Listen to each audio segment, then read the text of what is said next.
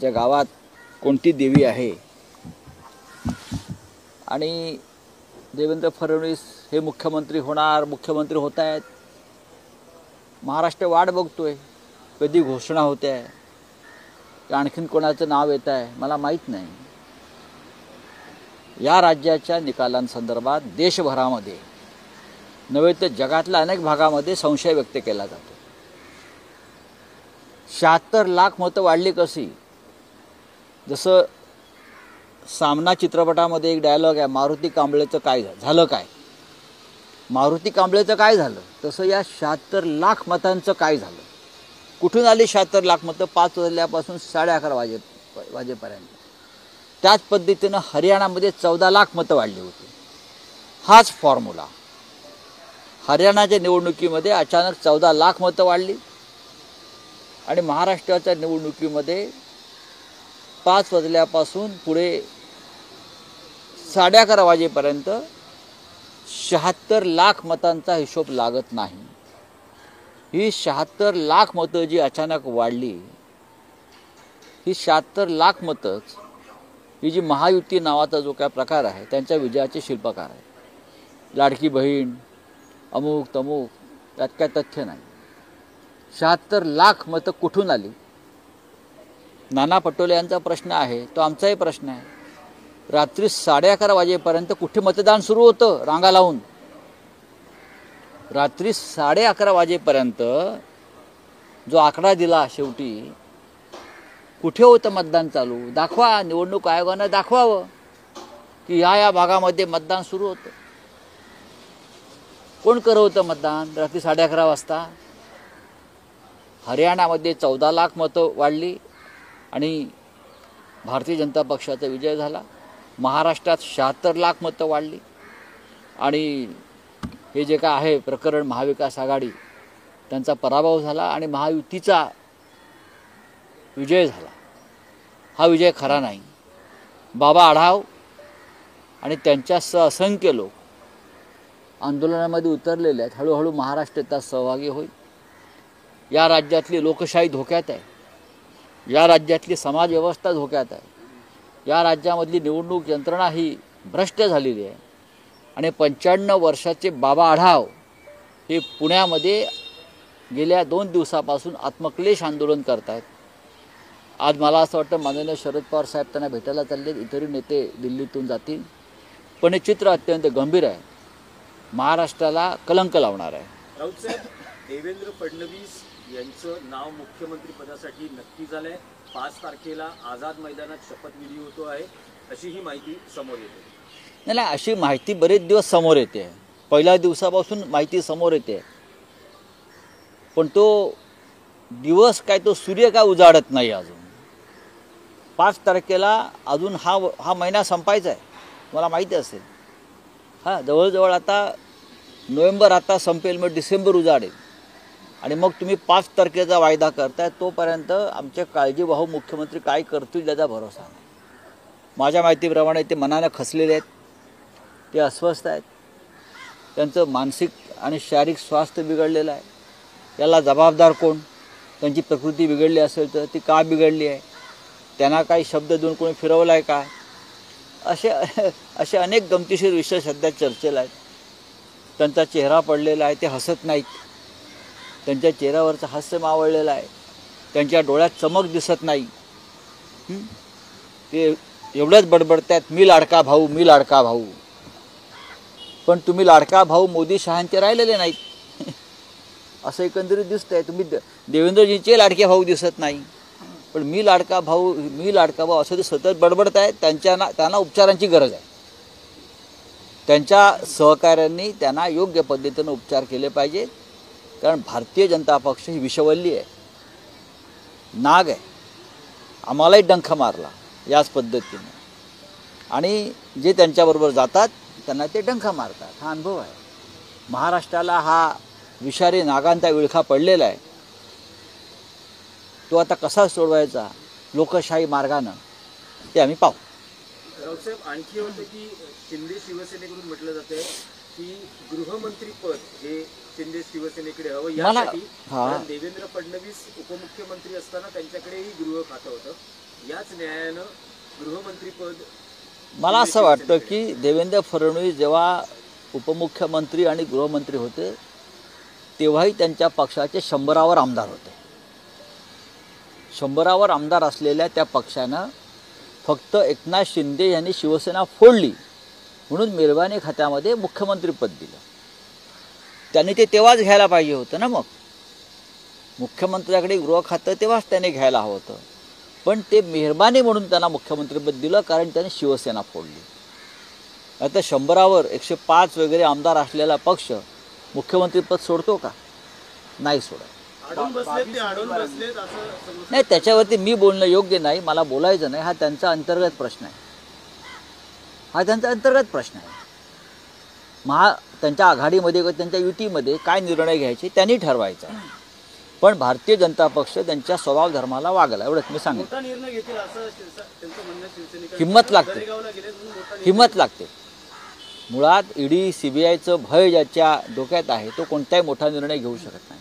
22 उमेदवारांनी महाविकास आघाडीचे अर्ज केले आहेत व्हीव्हीपॅटसाठी. होय, पण त्याचं खरंच काही होईल आणि जर झालं नाही, निवडणूक आयोगाकडून कोणती अपेक्षा नाही. निवडणूक आयोग त्याला म्हणतो, न्यायालय म्हणतो, त्यांच्याकडनं आपल्याला कोणती अपेक्षा नाही. सर्वोच्च न्यायालय काहीही ऐकायला तयार नाही. सर्वोच्च न्यायालयानं जर जनतेचं म्हणणं ऐकलं नाही मग सर्वोच्च न्यायालय कशा करता आम्ही स्थापन केलेलं. तुम्ही EVM संदर्भातली याचिका 2 मिनिटात उडवून लावता. हा कोणता न्याय झाला? तुम्ही ऐकून घ्या आम्हाला काय म्हणायचं आहे ते. लोक रस्त्यावर उतरलेले आहे. एरवी तुम्हाला पब्लिक क्राय दिसतो, एरवी तुम्हाला जन आक्रोश दिसतो आणि तुम्ही सुमोटो कारवाई करता. पण ह्या प्रकरणामध्ये काय सांगतात ते सर्वोच्च न्यायालय की जेव्हा तुमचा विजय होतो तेव्हा तुम्ही आमच्याकडे येत नाही आणि जेव्हा तुम्ही पराभव होतो तुमचा तेव्हा तुम्ही आमच्याकडे EVMची तक्रार घेऊन येता. असं कधीही झालेलं नाही. सातत्यानं 10 वर्ष निकाल सकारात्मक असो किंवा नकारात्मक असो आम्ही सातत्यानं म्हणतोय की मतपत्रिकेवर निवडणुका घ्यायला पाहिजेत. जगामध्ये कुठेही EVMचा वापर होत नाही. मग भारतातच 8 तास कशाला? मोदी आणि शहांची एवढी ताकद असेल, जिंकण्याची खात्री असेल, त्यांनी मतपत्रिकेवर जिंकून दाखवावं.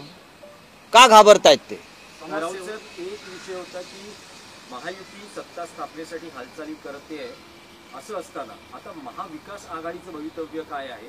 असं म्हटलं जाते की महाविकास आघाडी ही फुटू शकते. महाविकास आघाडी जण स्वबळाची भाषा करू लागते. कोणी स्वबळाची भाषा करत नाही.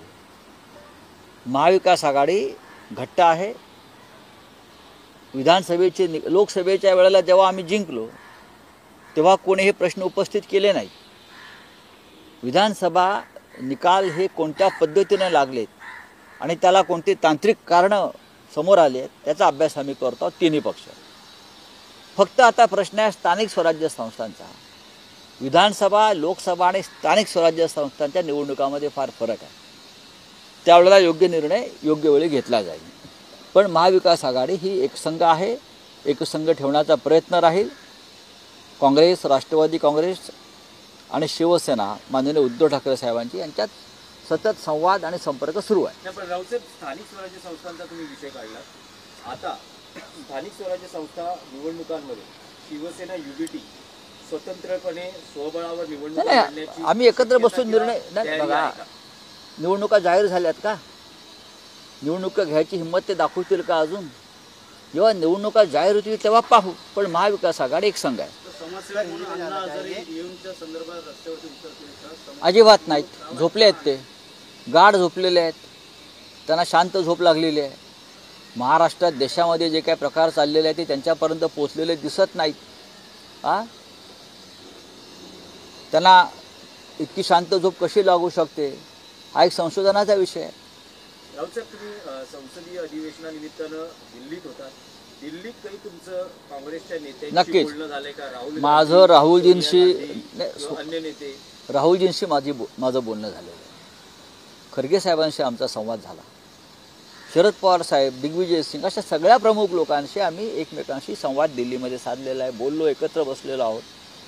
आणि हे जे निकाल हरियाणा आणि महाराष्ट्रात लागलेले आहेत त्या संदर्भात आम्ही सविस्तर चर्चा केली. आणि भविष्यामध्ये काय करता येईल, काय मार्ग निघेल हे सुद्धा आम्ही त्यातून शोधण्याचा प्रयत्न करत आहोत. मग तो कायदेशीर मार्ग आहे का, आंदोलनाचा मार्ग आहे का, राहुल गांधी यांच्या नेतृत्वाखाली अजून काही मोठा उठाव करता येईल का, या संदर्भात आमची चर्चा झालेली आहे. सर, हिंदी में जाना चाहेंगे। 8 दिन का समय हो चुका है, लेकिन अभी तक राज्य को मुख्यमंत्री नहीं मिले। लगातार मुख्यमंत्री चेहरे को लेकर कयास लगाए जा रहे हैं। देवेंद्र फडणवीस एकनाथ शिंदे। ये आश्चर्य की बात है, भारतीय जनता पार्टी की ऐसी क्या मजबूरी है, इतनी बड़ी पार्टी, नरेंद्र मोदी जी, अमित शाह जैसे बलशाली नेता, जो अगर उनका कोई आदेश आता है तो सब मानते हैं, मानना पड़ता है, लोग उनसे डरते भी हैं, फिर भी 8 दिन का समय बीत चुका है, अभी तक पूरा बहुमत होने के बावजूद महाराष्ट्र को मुख्यमंत्री क्यों नहीं मिल पा रहा है. 132 लगभग 140 विधायक है बीजेपी के पास, यानी लगभग बहुमत है. उनके साथी है उनके पास, किसी के पास 60 है, किसी के पास 40 है, 200 से ऊपर का बहुमत है, लेकिन महाराष्ट्र को अब तक मुख्यमंत्री नहीं है. यहाँ जो केयर टेकर मुख्यमंत्री है वो गांव में जाकर बैठे हैं. कब शपथ लेंगे, कौन मुख्यमंत्री होगा, इस बारे में किसी के पास जानकारी नहीं है.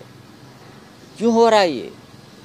बात ऐसी है कि जो निर्णय यहाँ आया है वो बहुत ही अनैसर्गिक निर्णय है, राज्य की जनता के मन के खिलाफ आया हुआ ये निर्णय है, और इस बारे में महाराष्ट्र में जगह जगह पे आंदोलन चल रहा है. बाबा आढाव जैसा नेता, जिनकी उम्र 95 ईयर, 95 साल के है, वो आत्मक्लेश आंदोलन कर रहे हैं.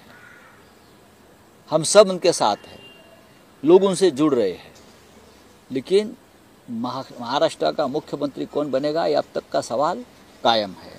चलिए, अडानी के मुद्दे पर संसद एक बार फिर खारिज कर दी गई है. 2 दिसंबर तक संसद खारिज कर दिया गया. लगातार विरोधक जिस तरीके से सवाल उठा रहे हैं, अडानी पर हो या बाकी के जो मामले हैं उस पर हो, संभल का मामला हो, उस पर कोई सुनवाई. देखिए, संभल का विषय, अडानी का विषय इतना गंभीर है, और इस विषय पर अगर हमको संसद में बोलने नहीं देते, आवाज़ नहीं उठाने देते, तो कहाँ का लोकतंत्र बचा है, कहाँ है parliamentary democracy. Leader of opposition और हम उनके साथ जब खड़े रहते हैं सवाल उठाने के लिए, 2 सेकंड में लोकसभा हो या राज्यसभा हो भंग की जाती है. क्यों डरते हो आप? चर्चा से, डिबेट से क्यों डरते हैं? सरकार क्यों डरती है? मोदी जी, अमित शाह जी क्यों डरते हैं? संभल पर क्यों नहीं चर्चा होती? हाँ, अडानी के मुद्दे पर क्यों चर्चा नहीं होती? कौन लगता